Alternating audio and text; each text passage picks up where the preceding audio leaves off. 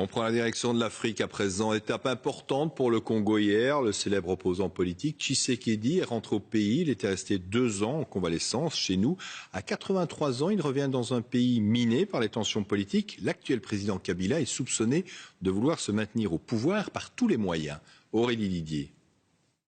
Impossible de ne pas le reconnaître. Il porte sa légendaire casquette. Étienne Tshisekedi est de retour dans la capitale congolaise Kinshasa après 2 ans d'absence.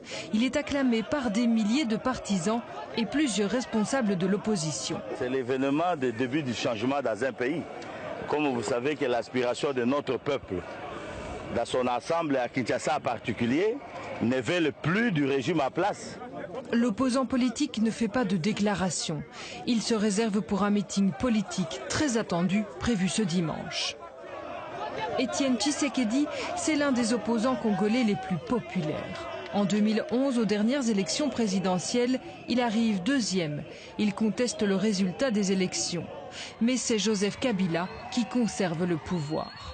En 2014, Étienne Tshisekedi est victime d'un malaise. Il est évacué en avion vers la Belgique. Il y reste 2 ans en convalescence. Aujourd'hui, il est de retour. Il a 83 ans.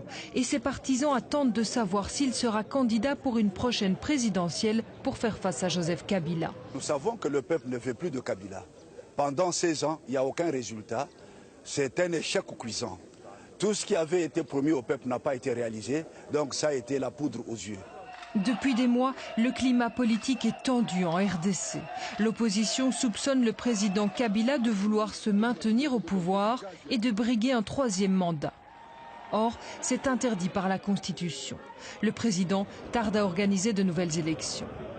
L'opposition congolaise n'a jamais réussi à former un front uni, mais le retour d'Étienne Tshisekedi pourrait peut-être changer la donne.